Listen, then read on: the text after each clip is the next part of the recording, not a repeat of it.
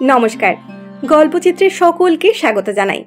আজকের গল্প প্রভাত কুমার মুখোপাধ্যায়ের কাহিনী অবলম্বনে নির্মিত সত্যজিৎ রায় পরিচালিত সিনেমা দেবী। এই কাহিনীটির আখ্যান ভাগ রবীন্দ্রনাথ ঠাকুর স্বয়ং প্রভাত কুমার মুখোপাধ্যায়কে দিয়েছিলেন।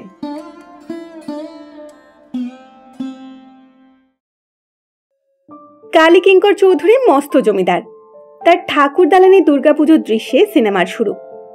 চৌধুরী মশাইয়ের দুই ছেলে, বড় তারাপ্রসাদ ও ছোট উমাপ্রসাদ। তারাপ্রসাদের স্ত্রীর নাম হরসুন্দরী এবং তাদের একটি ছোট ছেলে আছে। সবাই তাকে খোকা বলে ডাকে। উমাপ্রসাদের স্ত্রীর নাম দয়াময়ী। শ্বশুরমশাইয়ের বড় প্রিয় পাত্রী সে। তিনি দয়াময়ীকে মা বলে ডাকেন। বাড়িতে প্রতিষ্ঠিত কালী ঠাকুরের পুজোর আয়োজনের সব দায়িত্ব তার উপরেই। দয়াময়ী খোকাকে বড় স্নেহ করে। খোকাও মায়ের চেয়ে কাকিমার কাছেই স্নান খাওয়া করতে বেশি পছন্দ করে। এই নিয়ে যদিও হরসুন্দরীর একটু অভিযোগ আছে। উমাপ্রসাদ শহরের কলেজে পড়ে, পুজোর ছুটিতে এসেছে। রাতে শুয়ে স্বামী স্ত্রীতে কথা হচ্ছে। দয়াময়ী বলে, কি হবে শহরে গিয়ে পড়াশোনা করে, সেই তো চাকরি পয়সা রোজগারের জন্য, আর টাকা কড়ি তো তার আছেই। উমাপ্রসাদ হেসে বলে, বড় লোকেরা বুঝি পড়াশোনা করে না? রাজা রামমোহন রায়ের উদাহরণ টেনে বলেন, তার বুঝি টাকার অভাব হয়েছিল? পরদিন সকালে ঘুম ভাঙলে উমাপ্রসাদ জিজ্ঞেস করে, যদি সে পাশ করে বিদেশে কোথাও চাকরি নেয়, দয়াময়ীর সাথে যাবে কিনা। দয়াময়ী বলে, পারে, যাব না, তুমি যেখানে যাবে সেখানেই যাব। কিন্তু চিন্তা শুধু একটা বিষয়, শ্বশুর মশাই হয়তো তাকে ছাড়তে চাইবেন না। উমাপ্রসাদ বলে, সে বাবাকে রাজি করিয়ে নেবে। এবার দয়াময়ী বলে, খোকাকে ছেড়ে যাব? উমাপ্রসাদ বলে, খোকাও থাকবে। দয়াময়ী অবাক হলে উমাপ্রসাদ ঠাড়ে ঠোরে তাদের নিজেদের খোকা হওয়ার কথা বলছে জানায়। লজ্জা পেয়ে মুখ লুকোয় দয়া। পরের দৃশ্যে দেখা যায় কালী ঠাকুরের নিত্য পুজোর আয়োজন হচ্ছে।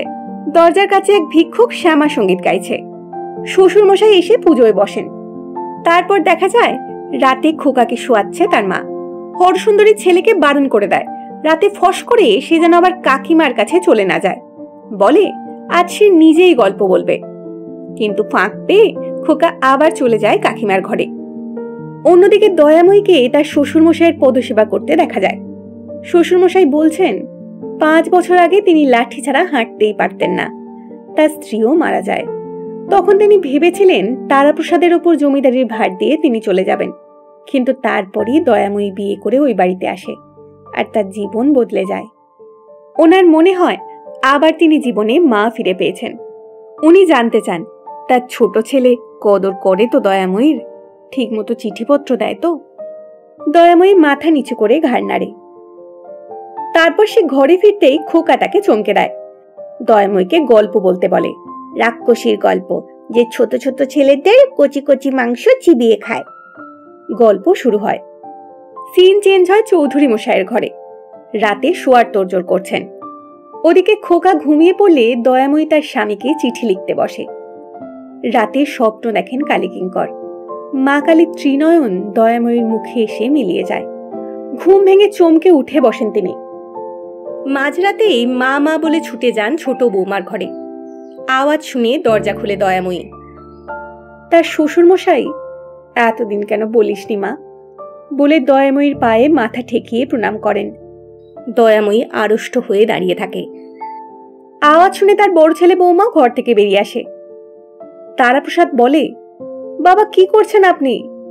কালীকিঙ্কর জানান তিনি স্বপ্নযোগে আদেশ পেয়েছেন দয়াময়ী দেবীর অবতার। তারাপ্রসাদকেও প্রণাম করতে বলেন। একটু হতভম্বভাবে তারাপ্রসাদও বাবার কথা অনুসরণ করে, আর হরসুন্দরী রেগে তাকিয়ে থাকেন। তারপর দেখা যায় ঠাকুরের মতো দয়াময়ীকে বসিয়ে তাকে পুজো করা হচ্ছে, আর দয়াময়ীর চোখ দিয়ে জল পড়ছে। পুজো চলছে, এমন সময় সে অজ্ঞান হয়ে পড়ে যায়। শ্বশুরমশাই প্রথমে চিন্তিত হয়ে পড়েন, পরে বলে ওঠেন, মা সমাধিস্থ হয়েছেন, মা সমাধিস্থ হয়েছেন। সবাই গড় করে তাকে প্রণাম করে। জ্ঞান ফিরলে দয়াময়ী দেখে সে অন্য একটা ঘরের পালঙ্কে শুয়ে রয়েছে। তার বড় যা এসে বলেন, কেমন আছিস? দয়াময়ী জিজ্ঞেস করে, এই কোন ঘর দিদি? এখন থেকে এই তোর ঘর, জানান হরসুন্দরী। তার শ্বশুরমশাই তাই আদেশ দিয়েছেন।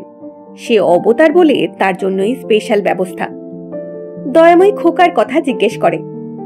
হরসুন্দরী জানান, কাণ্ড কারখানা দেখে ঘাবড়ে আছে খোকা, তাই এদিকে আসছে না। জানান তাদের বাড়ির ডোমেস্টিক হেল্প সরলা রাতে দয়াময়ীর কাছে শোবেন। দয়াময়ী তার বড়জাকে বলে তার স্বামীকে একটা চিঠি লিখে দিতে। হরসুন্দরী ঘর থেকে বেরিয়ে গেলে সরলা হঠাৎ দয়াময়ীর পায়ে পড়ে কাঁদতে শুরু করে। কত দোষ করেছি মা, কত পাপ করেছি, মুখ্য সূক্ষ্ম মানুষ, জেনে শুনে কিছু করিনি মা, অপরাধ নিও না, ইত্যাদি ইত্যাদি। অন্যদিকে দেখা যায় হরসুন্দরী উমাপ্রসাদকে চিঠি লিখছেন। আসল ঘটনা কিছু উল্লেখ করেননি, শুধু লিখেছেন বিশেষ কারণে তার বাড়ি আসা প্রয়োজন, বাড়ি আসলেই সে বুঝতে পারবে। হরসুন্দরীর স্বামী সেদিন তাড়াতাড়ি ঘরে ফিরে আসেন। এরকম কোনোদিন হয় না। চমকান তিনি। তারাপ্রসাদ নেশাগ্রস্ত গলায়, বৌমা যদি অবতার তবে আমি নক্ষী হব না কেন বলে হাসতে থাকেন। হরসুন্দরী থামান তাকে, বলেন খোকা ঘুম থেকে উঠে পড়বে। এবার চমকান তারাপ্রসাদ, কারণ খোকা তার কাকিমার কাছেই শোয়। বলেন, ও বাবা, আজ যে দেখি সবাই নক্ষী। হরসুন্দরীর মুখ গোমরা কেন জিজ্ঞেস করেন। হরসুন্দরী রেগে বলেন, শ্বশুর মশাই না হয় বয়সের দোষে ভীমরতি ধরেছে, কিন্তু তার দেখাতে কি তারাপ্রসাদ দয়াময়কে প্রণাম করবে? তারাপ্রসাদ জানান, বাবার আদেশ মানব না। হরসুন্দরী বলেন, মেনে কি হচ্ছে? তাদের খোকা আছে তাই, নইলে শ্বশুরমশাই তো তাদের পাত্তাও দেন না। অবতার, এসব ঢং দেখে তিনি আর বাঁচেন না। তারাপ্রসাদ হেসে ফেলেন, তোমার হিংসে হচ্ছে বুঝি? এসো, আমি তোমাকে গড় করি, এবং করেনও। তারাপ্রসাদ জানান, ধর্ম, কর্ম, যশ, টাকা সবই তো তার বাবার, তার তো কিছুই নেই। বউও পাত্তা দেয় না তাকে। হরসুন্দরী এর জন্য তার নেশাগ্রস্ততাকেই দায়ী করেন। অন্যদিকে দেখা যায় উমাপ্রসাদ তার এক বন্ধুর সাথে থিয়েটার দেখতে গেছে। ঘোড়ার গাড়িতে করে ফেরার সময় তার বন্ধুর সাথে তার কথোপকথন চলছে। উমাপ্রসাদ জিজ্ঞেস করেন, তার বন্ধু এত টেন্সড কেন? এ তো শুধু সামনের পরীক্ষার জন্য নয়। বন্ধু পরীক্ষা শুনে হেসে ফেলেন, বলেন, পরীক্ষাতে বসা তো শুধু বাবাকে খুশি করবার জন্য। ঝেড়ে কাশতে বলেন উমাপ্রসাদ। তার বন্ধু বলেন, উনি একটি মেয়েকে ভালোবাসেন, বিয়ে করতে চান, কিন্তু মেয়েটি বাল্যবিধবা, তো তিনি জানেন তার বাবা এটা মেনে নেবেন না। কাজেই নিশ্চিত তার বাবা তাকে সম্পত্তি থেকে বঞ্চিত করবেন। উমাপ্রসাদের মতো পড়াশোনাতে সে ভালো নয়, কাজেই চাকরি পাওয়াও খুব সহজ হবে না তার পক্ষে। তো ভাগ্য তার সুপ্রসন্ন নয়, তাই চিন্তিত তিনি। উমাপ্রসাদ সাহস দেন তাকে, বলেন প্রয়োজন হলে তার বাবার সাথে সে ডিবেট করবে। বিদ্যাসাগর মহাশয়ের সব আর্গুমেন্টস তার নখ দর্পণে, কিন্তু যার জন্য সে ফাইট করবে আগে তার সাথে একবার তাকে পরিচয় করিয়ে দিতে হবে। কলকাতার ঘরে ফিরে উমাপ্রসাদ তার বৌদির চিঠি পান, কিন্তু দয়াময়ীর কোনো চিঠি আসেনি দেখে একটু অবাক হন, কারণ তাদের মধ্যে রোজই চিঠির আদান প্রদান হয়। ওদিকে দেখা যায় জমিদারের দরজায় সেদিন যে ভিক্ষুক বসে গান গাইছিলেন, তিনি তার বাপ মা মরা নাতিটিকে কোলে করে জমিদার বাড়ির দরজায় এসে পৌঁছন। সেই সময় দয়াময়ীর নিত্য পূজা চলছে। জানান, কবিরাজ জবাব দিয়ে গেছেন, আর আশা নেই। শেষ চেষ্টা করতে নাতিকে এখানে এনেছেন তিনি। কালীকিঙ্কর বলেন, চিন্তা করো না নিবারণ, মায়ের চরণামৃতের চেয়ে বড় ওষুধ আর নেই। বাচ্চাটির মুখে চরণামৃত দেয়া হয়। এমন সময় বাড়ি ফেরেন উমাপ্রসাদ। এসব দেখে রাগে বাবার সাথে আলাদা কথা বলতে যান। তর্ক শুরু হয়। উমাপ্রসাদ বলেন, আপনি পাগল হয়ে গিয়েছেন বাবা। কি প্রমাণ তিনি পেয়েছেন যে দয়াময়ী ঠাকুরের অবতার? স্বপ্নাদেশের কথা শুনে বিশাল চমকান উমাপ্রসাদ। বলেন, এসব তার স্বপ্নাদেশের পরিণাম? উমাপ্রসাদ জানান, 3 বছর বিয়ে হয়েছে তাদের। তার কোনো সন্দেহ নেই যে দয়াময়ী মানুষ, কোনো অবতার নয়। এ পুজো অর্চনা সে হতে দেবে না। এমন সময় সেই মরণাপন্ন ছেলেটির জ্ঞান ফিরে আসে। সবাই মা মা ধ্বনিতে ঠাকুর দালান ভরিয়ে তোলে। কালীকিঙ্কর উমাপ্রসাদকে বলেন, আর প্রমাণ চাও? দয়াময়ী কৃপা না হলে কি ওই মৃতপ্রায় ছেলে বেঁচে উঠত? চৌধুরী মশাই উমাপ্রসাদকেও বলেন, যাও গিয়ে প্রণাম করো দয়াময়ীকে। উমাপ্রসাদ নিজের ঘরে গিয়ে বসেন।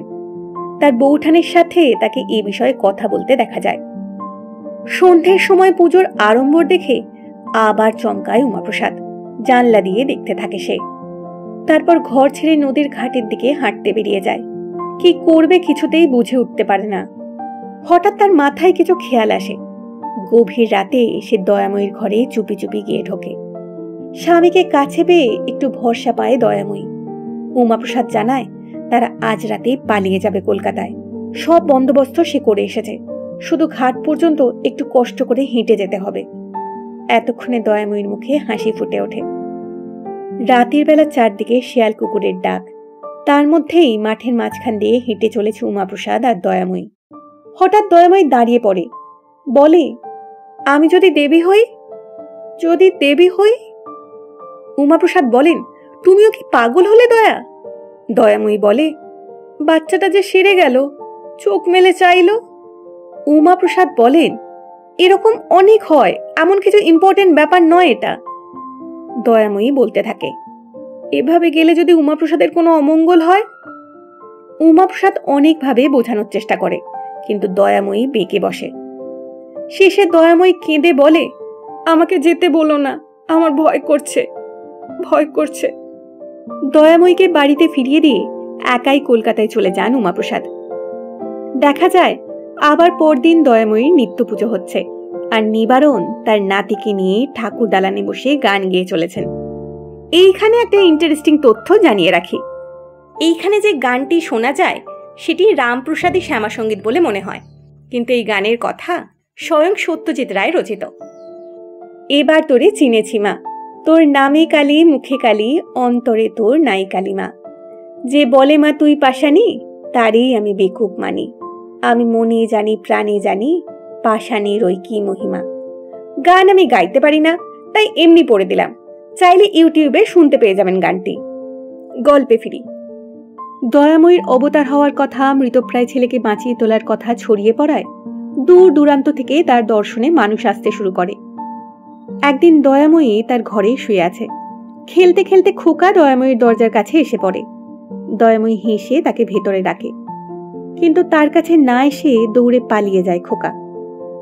তার দেবী হয়ে ওঠায় খোকা বড় দূরে সরে গেছে তার থেকে। উমাপ্রসাদের সাথে কত হাসি মজার স্মৃতি মনে পড়তে থাকে তার।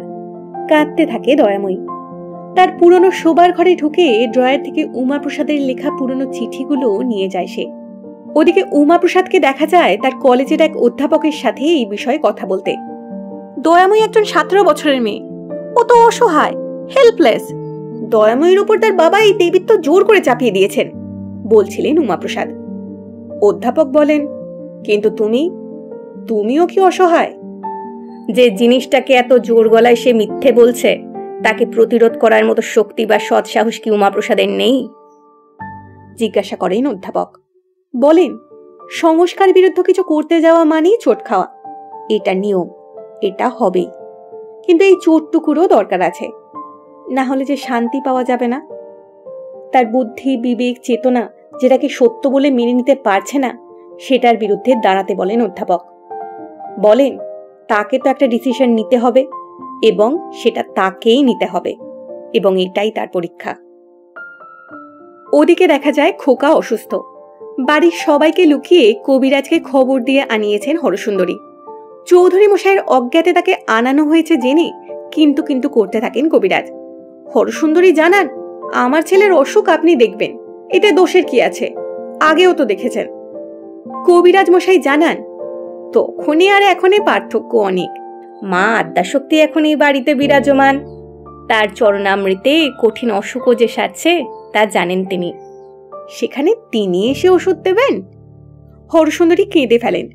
কবিরাজ মশাই নরম হয়ে যান, খোকাকে দেখেন, কিন্তু ওষুধ পাঠিয়ে দিচ্ছি বলে বেরোনোর সময় তারাপ্রসাদের সামনে পড়ে যান।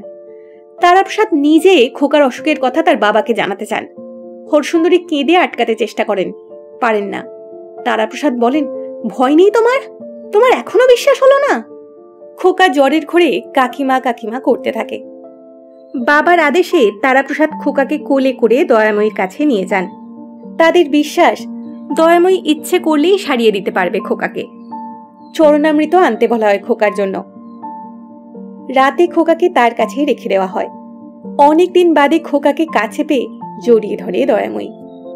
একটু পরে হরসুন্দরী দয়াময়ীর ঘরে ঢোকেন। জিজ্ঞেস করেন, তুই ওকে সারিয়ে দিতে পারবি? জানান অনেক অবিশ্বাস তিনি তাকে করেছেন, কিন্তু সত্যি সে যদি দেবী হয় তবে তার সন্তানকে যেন সুস্থ করে তার কাছে ফিরিয়ে দেয়। আজকের রাতটা আমার কাছে থাক বলে দয়াময়ী কেঁদে ফেলে। রাতে জ্বর কমে না। ওদিকে উমাপ্রসাদকে আবার নৌকা করে বাড়ি ফিরতে দেখা যায়। উমাপ্রসাদ বাড়ি ঢুকছেন। শোনা যায় ঠাকুর ঘরে কালীকিঙ্কর বিলাপ করছেন। উমাপ্রসাদ এসে কি হয়েছে জিজ্ঞেস করায় কালীকিঙ্কর জানান, দাদু আমার চলে গেল। খোকা! চমকে ওঠেন উমা। কত লোকের কত রোগ সারল, শুধু তার বাড়িতে এই ঘটনা ঘটল। তার কোন অপরাধে ভগবান তাকে শাস্তি দিলেন? বলতে থাকেন চৌধুরী মশাই। উমাপ্রসাদ বলেন, আপনি খোকাকে হত্যা করেছেন বাবা। উমাপ্রসাদ জানতে চান খোকার চিকিৎসা হয়েছিল কিনা। কালীকিঙ্কর জানান, উনি মা দয়াময়ীর কোলে খোকাকে তুলে দিয়েছিলেন। আপনার অন্ধবিশ্বাস তার মৃত্যুর কারণ, বলেন উমাপ্রসাদ। চমকে ওঠেন চৌধুরী মশাই। উমাপ্রসাদ আরো বলতে থাকেন, তার স্ত্রীর ওপর দেবীত্ব আরোপ করে তার বুকে পাথর চাপা দিয়েছেন তিনি, আর এতে দয়াময়ীরও জীবন নষ্ট হতে চলেছে। কিন্তু আজ উমাপ্রসাদ এ থেকে তাকে বাঁচাতে এসেছেন বলে তিনি বাড়ির ভিতরের দিকে চলে যান। দেখেন ছেলের মৃত্যুর জন্য হরসুন্দরী দয়াময়ীকে দায়ী করছেন। রাক্ষসী আমার ছেলেটাকে খেয়ে নিল গো। তাদের শোয়ার ঘরে উমাপ্রসাদ দয়াময়ীকে দেখতে পান। দেখে অবাক হয়ে যান। বিপর্যস্ত বেশে পাগলের মতো ঘুরে বেড়াচ্ছে সে। উমাপ্রসাদকে দেখে একটা গলার হার তাকে তাড়াতাড়ি পরিয়ে দিতে বলে তারপর তারা চলে যাবে। উমাপ্রসাদ কোথায় যাব জিজ্ঞেস করলে অসংলগ্নভাবে সে বলে, তারা পালিয়ে যাবে, নইলে এরা তাকে মেরে ফেলবে খোকার মতো। উমাপ্রসাদ সামলানোর চেষ্টা করেন তাকে, কিন্তু দয়াময়ী তার হাত ছাড়িয়ে বেরিয়ে যায়। তারপর মাঠের মধ্যে ঘন কুয়াশার ভিতর তাকে দৌড়ে মিলিয়ে যেতে দেখা যায়। আর উমাপ্রসাদ দয়া দয়া বলে তার পিছনে ছুটতে থাকেন। আর এখানেই শেষ হয় সিনেমা।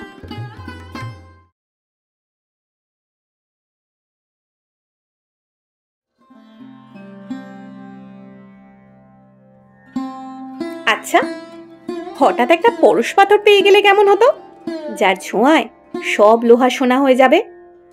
জানতে হলে শুনতে থাকুন। আসছে পরের গল্প, সত্যজিৎ রায় পরিচালিত পরশ পাথর। আর আজকের ভিডিওটি ভালো লাগলে লাইক এবং শেয়ার করবেন এবং চ্যানেলটি সাবস্ক্রাইব করতে ভুলবেন না। সঙ্গে থাকার জন্য ধন্যবাদ।